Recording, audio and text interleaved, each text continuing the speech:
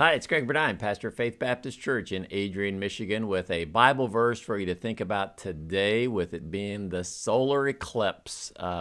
Not quite here in Michigan. I know we're going to get that partial eclipse. I think Luna Pier is about one of the only places that it's going to be total, but it's still going to be a little bit dim this afternoon. So even if you can't get to, some place where it's going to go black for a little while, you can kind of see that the sun is going to be really dissipated. It's going to kind of feel like we're in a shadow, but we're not. Yeah, I guess we are. We're in the shadow of the moon, and even though the moon is a lot smaller, when the moon gets closer, it just hides the sun. And there's a lesson in that. When we let anything get between us and the Son of God, it causes us to have a shadow, and his light isn't as strong. And so don't let anything get between you and the sun. But anyway, hope you're having a good day. I think we're going to go a little bit south today and see if we can get into the total darkness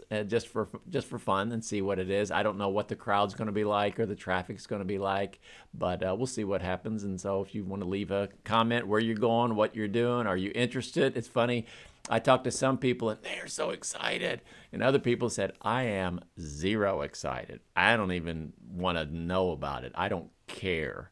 And I thought, wow, that's kind of, from one extreme to the other. But it is kind of a neat day today. It's something special. But it is Monday, and it's a Bible verse of the day. And the verse I chose about nature, I've been looking in April with some Bible verses that help us about nature. And today is a big nature day. I mean, it's the science people are going crazy because this is kind of an event. And people that study the stars and the moon and telescopes, it is kind of a good day. But the verse I chose is in Isaiah chapter 45 and verse 6. And this is what it talks about. It talks about that God is unique. There is no one like God. And it says in verse 6, that they may know from the rising of the sun and from the west that there is none beside me. I am the Lord, and there is none else. God is God, and there is no one else. From the rising of the sun, from the east to the west, there's nothing like God. Nothing like God. He is, and that's really what holy means. He is unlike anything else. He is so far above and beyond anything we can imagine. And as you think about the sun, and if you've seen some of the reports of the trail of the darkness that comes along, this is what's interesting is it'll be dark for about 3 minutes, and then the sun's coming out because the sun is the brightest thing in the sky.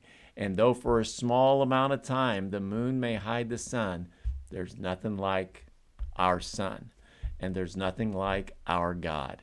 And so let this verse remind you that from the east to the west, from the rising of the sun to the setting of the sun, there is none like God, and he's our God, and that's a good thing.